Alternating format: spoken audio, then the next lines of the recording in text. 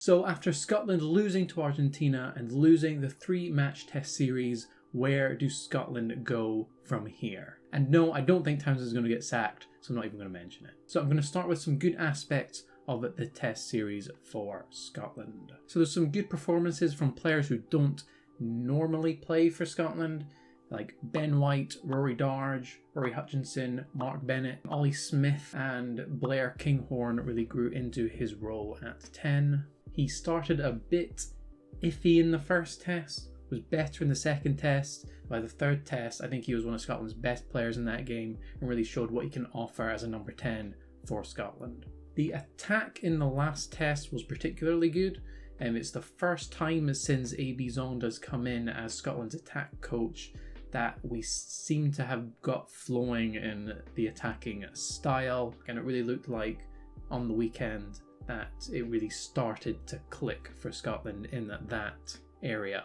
So hopefully that continues to grow going into the autumn test series. The penalty count improved greatly over from the Six Nations. In the Six Nations, Scotland averaged 12.2 penalties per game, whereas in this 3-match test series they averaged 9 penalties per game. And they steadily dropped over the course of this test series. First one had 10, second one had 9, and the last one had 8. From a stats perspective, the defence was pretty good, with a 90% tackle success rate in the first test, 88% tackle success rate in the second test, and 94% tackle success rate in the third test. But at some key point in the first and last test, the defence wasn't good enough. In the second test, there was some really good try-line defence where Argentina were camped on Scotland's line, but in the first and last test, that was lacking. These stats were slightly better than where they were in the Six Nations. In the Six Nations, Scotland had an 88.2% tackle success rate across the Six Nations, whereas they had a 90% tackle success rate in this 3-match test series. Now, what was bad for Scotland in this 3-match test series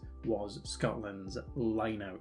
It didn't get firing at all during the series. I'm hoping it was just there was different combinations in the line-out, and that's why it started struggling. But it was rather concerning considering how good the line-out was in the Six Nations. It also got progressively worse across the test series. In the first test, Scotland got 11 out of 13 line-outs. In the second test, it was 11 out of 15 line-outs. In the last test, it was 9 out of 15 line-outs, averaging 77% across the entire test series. Whereas in the Six Nations, they averaged at 91.6%. Restarts were also a big problem for Scotland in this test series. They really struggled to regather the ball and execute their exit strategy to be able to relieve pressure in their 22. And I think this led to a point in the last test where Scotland had the opportunity to go for 3, to go more than a score ahead, and they opted to go to the corner because I think they were too afraid to have to take the kick-off after only having scored 3 points. Earlier in that game, Argentina did score directly from a kick-off. So Argentina are a really good team, and so there's nothing embarrassing losing a 3-match test series to them. They beat the All Blacks a couple of years ago, and they've been in the Rugby Championship for about 10 years now. They are a fully fledged Tier 1 nation with absolute quality players who play for some of the top teams across Europe. But it is a problem when you're 15 points up in the last test with 30 minutes to go and you end up losing that game. That's unacceptable for any team.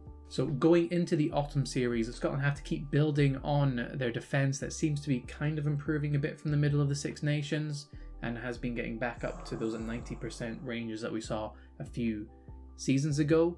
They need to massively improve at their restart defence, be able to regather the ball and be able to clear it, because you're never going to win games if your opposition are collecting the ball from the restart and being able to gather points from there. It massively disadvantages you because going for 3 becomes a problem and you have to only go for tries at that point. They also have to improve the line-out again. The line-out was fantastic in the Six Nations. It was the best line-out in the Six Nations, and they have to get that back up to where it was at that point. I think from a player development angle, the tour wasn't a failure, but Scotland had some big chances to win this tour in that last test, and they didn't take it, and they absolutely capitulated in the last 30 minutes of the test, and that needs to be improved for the autumn series. Anyway, if you want to see Scotland's future stars, do check out this Uncapped 15 right here.